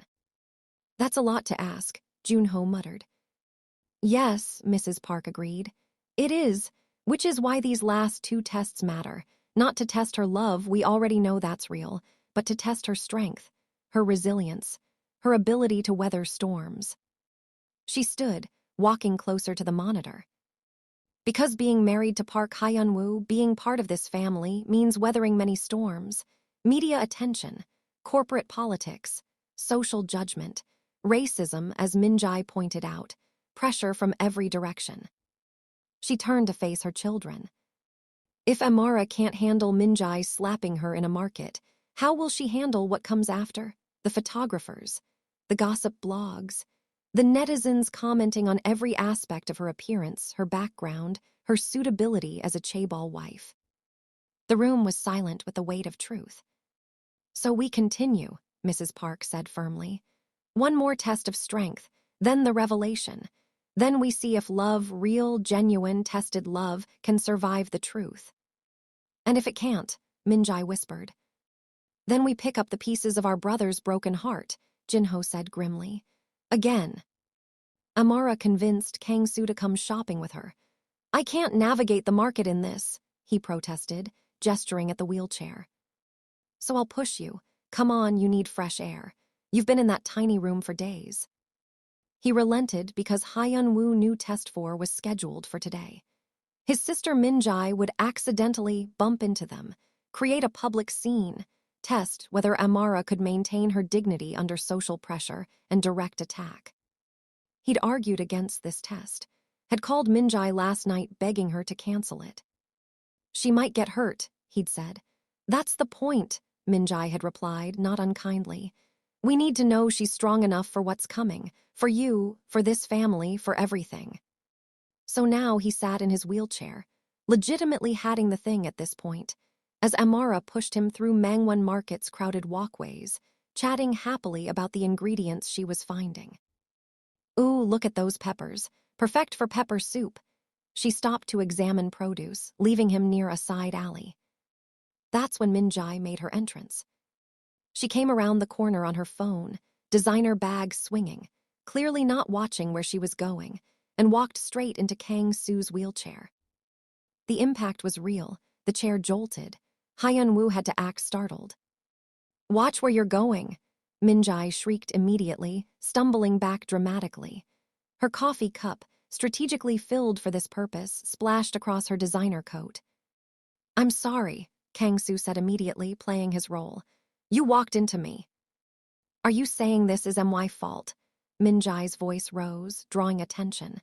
"You hit me with your stupid wheelchair." A crowd began to form. Seoul loved street drama. "You weren't watching where you were going," Kang Soo said calmly. "I was stationary." "Are you calling me a liar?" Min-jae's face contorted with manufactured rage. "Do you know who I am? Do you know how much this coat costs?" Amara appeared, immediately reading the situation. "Miss, it was an accident." Min-jae's eyes raked over Amara, and Hyun-woo saw his sister's expression shift into something ugly. Something he'd coached her to perform but hated witnessing. "Of course," Min-jae sneered. "A foreign woman with a crippled beggar, how typical." The crowd murmured. Some pulled out phones. "There's no need for insults," Amara said calmly, but Hyun-woo could see tension in her shoulders. "It was an accident. We can pay for dry cleaning." "You," Min-jae laughed cruelly. "Look at you. Look at both of you. You probably don't have enough money for convenience store coffee, let alone cleaning this coat." She stepped closer to Amara. "What are you even doing in Korea? Come here thinking you belong, you don't. You're a foreigner playing dress-up with a cripple who can't even stand up for himself." Hyun-woo's hands clenched on the wheelchair armrests. Every instinct screamed to stand up, to defend Amara, to tell his sister to stop this cruel performance. But he couldn't, not without breaking character, not without ending the test. So he sat there, helpless, hatting himself, and watched. "Apologize," Amara said quietly. Her voice was different now, harder. "Apologize for that comment about my husband." "Your husband?" Min-jae looked between them with exaggerated disbelief. "You married him? Oh God, that's even more pathetic. What, you couldn't get a real Korean man, so you settled for." "I said apologize." Amara stepped forward. "Or what?" Min-jae got in her face. "What are you going to do about it? You're nobody, foreign trash with a broken man. You think you matter. You think anyone here cares about you." The crowd was bigger now, phones everywhere, recording everything. This was the moment, the test. Would Amara back down, get embarrassed, let the humiliation drive her away? Instead, Amara straightened to her full height, taller than Min-jae by several inches, and spoke clearly enough for the entire crowd to hear. "I don't need to matter to them, I matter to him." She pointed at Kang Soo. "And he matters to me. You can insult me all you want, I've heard worse. Call me foreign, call me trash. Call me whatever makes you feel better about your miserable life." Min-jae's eyes widened. This wasn't how it was supposed to go. "But you will not," Amara continued, her voice ringing with authority, "insult my husband. He's twice the person you'll ever be. He has kindness, compassion, dignity. What do you have? Expensive clothes, a bad attitude. Congratulations." Someone in the crowd laughed. Min-jae's face flushed, and Hyun-woo saw her lose the script, saw her get actually angry instead of fake angry. "How dare you?" "How dare you?" Amara shot back. "Shame on you, looking down on people because of their circumstances, because of their disability, because they don't meet your standards of what's acceptable." She moved closer to Min-jae, and his sister actually stepped back. "My husband might be in a wheelchair, but he's kinder than you could ever be. He sees people. He helps people. He doesn't judge them based on their clothes or their bank account or whether they can walk." Amara's voice dropped lower, more dangerous. So here's what's going to happen. You're going to apologize to him. Now, in front of all these people. Or I swear to God. Minjai's hand moved faster than Hyun-woo expected. A sharp slap across Amara's face that echoed through the market. The crowd gasped. Amara's head snapped to the side, hand flying to her reddening cheek. For a moment, nobody moved. Then Amara slowly turned her head back, eyes blazing with fury, and Hyun-woo saw something in her expression that was absolutely terrifying. Pure, controlled rage. Apologize, she said again, voice deadly calm. Minjai stepped back, suddenly looking unsure. You can't speak to me that way. I just did. Now apologize or I'm filing assault charges. Amara pointed upward. Security cameras everywhere, dozens of witnesses. You just assaulted me, that's a criminal offense in Korea. The crowd murmured agreement. Several people were nodding. Minjai looked around, at the cameras, the crowd, the phones, and seemed to realize she'd overplayed her hand. This isn't over, she hissed, then turned on her designer heels and stormed away. The crowd slowly dispersed, some people coming up to ask if Amara was okay, offering tissues, expressing disgust at Minjai's behavior. When they were finally alone again, Amara turned to Kang Soo. Her cheek was already swelling, red handprint visible against her dark skin. Tears shimmered in her eyes, not from pain, Hyun-woo realized, but from fury and shock. Are you okay? She asked him first. She'd just been slapped, publicly humiliated, and her first question was if he was okay. Am I, Amara, she hit you. I know, I was there. Amara knelt beside the wheelchair, and he saw her hands were shaking. I wanted to hit her back so badly, but I couldn't, not in front of all those people, not when it would make us look worse. You should have, he said fiercely. She deserved it. Maybe, but then the story becomes violent foreign woman attacks Korean citizen. Not racist woman assaults disabled man's wife. Amara's voice was bitter. I have to be smarter than her, better than her, because I'm black in Korea and the rules are different for me. The truth of that statement hit Hyun-woo like a truck. She'd been living with this, racism, double standards, the pressure to be perfect, every single day for 2 years. And he'd never really understood it until now. Until he watched someone slap her and saw her calculate whether fighting back would cost her more in the long run. I'm so sorry, he whispered. It's not your fault. She insulted you because of me, called you pathetic for marrying me, if you weren't with me. Then I wouldn't be happy. Amara cupped his face with both hands. Don't you dare apologize for existing, Kang Soo. That woman was a terrible person, but we have each other, and that's what matters. She kissed him, soft, reassuring, and he tasted salt from her tears. Let's go home, she said. I need ice for my face, and you need to hold me while I cry and probably say violent things about that woman's ancestors. I can do that, he agreed. As Amara pushed his wheelchair back through the market, head high despite her swollen cheek, refusing to look beaten, Hyun-woo felt something fundamental shift inside him. He'd set up these tests to see if she could be bought with money. But what he'd actually discovered was that she was stronger than anyone in his family. Braver, more resilient. She'd stood up to his sister without backing down. Had protected him, even while being assaulted. Had calculated the consequences before reacting, instead of letting emotion drive her. She was extraordinary. And he'd put her through hell to prove what he should have known from the first night, that she was genuine. Tell her, his conscience screamed. End this now. Tell her the truth before the last test, before it's too late. But as they made their way home, Amara chatting determinedly about dinner plans to distract herself from the pain, refusing to let the incident break her spirit, Hyun-woo stayed silent. Because there was one test left, and after that, he'd tell her everything. He'd confess the lies, the deception, the tests. And then he'd pray she could forgive him. She passed the test, but at what cost? The final test is coming, and then the truth will destroy everything. Subscribe to Novatelli's TV. Like if you wanted Amara to hit her back. Speech balloon comment. Can their love survive the truth? Write share with someone who loves dramatic plot twists.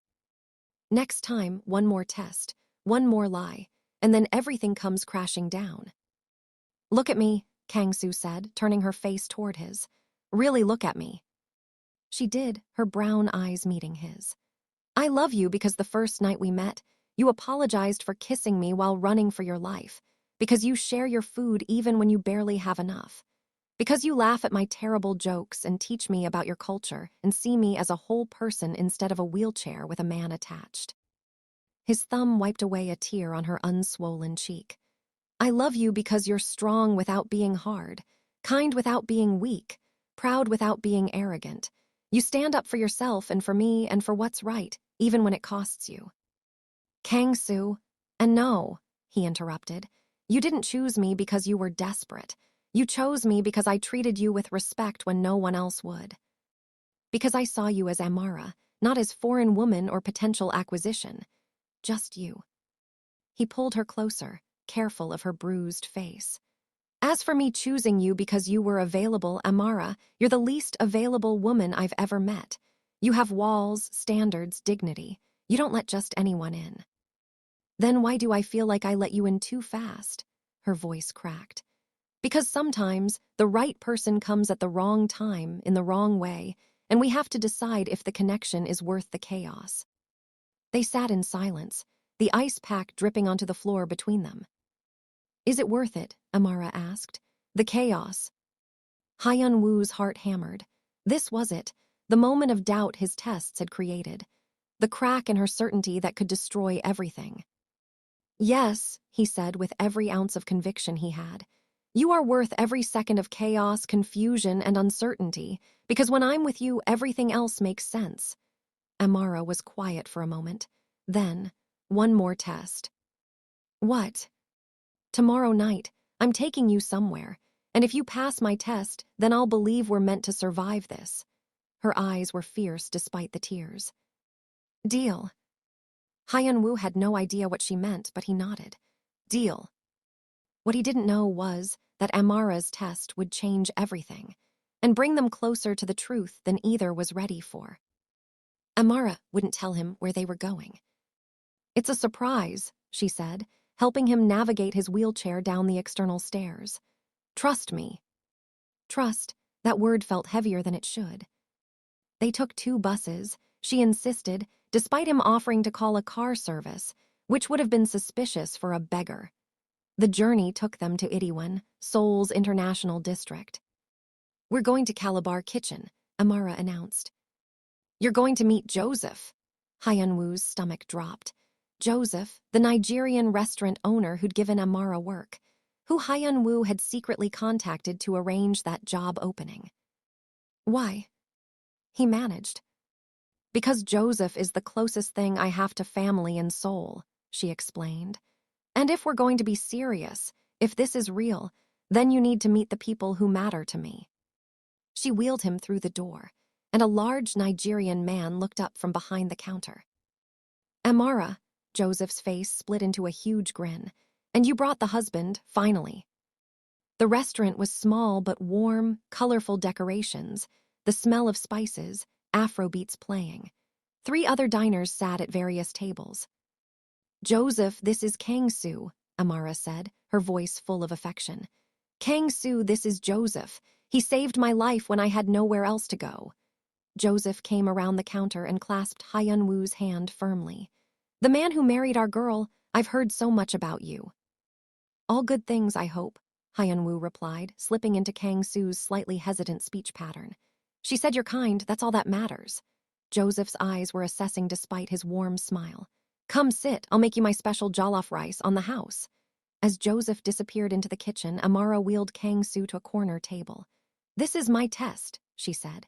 Joseph can read people. If he doesn't approve of you, then maybe everyone else is right. Maybe we're making a mistake. Hyun-woo felt sweat on his palms. This wasn't one of his family's elaborate tests with money and status.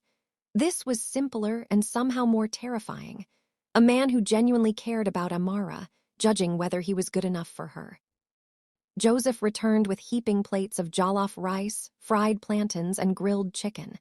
Eat first, talk after. Food brings truth. They ate in comfortable silence. The food was incredible, spicy, rich, perfectly seasoned. Hyun-woo found himself genuinely enjoying it, not performing enjoyment. So, Joseph said finally, settling into the chair across from them. Tell me your story. How did you two meet? Amara and Hyun-woo exchanged glances. How much truth could they tell? I was in trouble, Amara began, running from some bad people, and I literally ran into Kang Soo in a plaza near Gangnam. And you helped her, Joseph said, looking at Hyun-woo, even though you didn't know her. Yes. Why? The question was direct. Joseph's eyes had lost their warmth. This was the test. Hyun-woo could have given a dozen smooth answers, could have quoted philosophy or made himself sound noble. Instead, he spoke a truth he hadn't fully admitted even to himself. Because she looked at me like I was someone who could help, not someone to pity, not someone to ignore, someone who mattered. He met Joseph's eyes. In that moment, she made me feel like I was worth something, so I wanted to prove her right. Joseph was silent, studying him. And now, he asked, why are you with her now? Because she still looks at me that way, like I matter, like I'm enough exactly as I am. Amara's hand.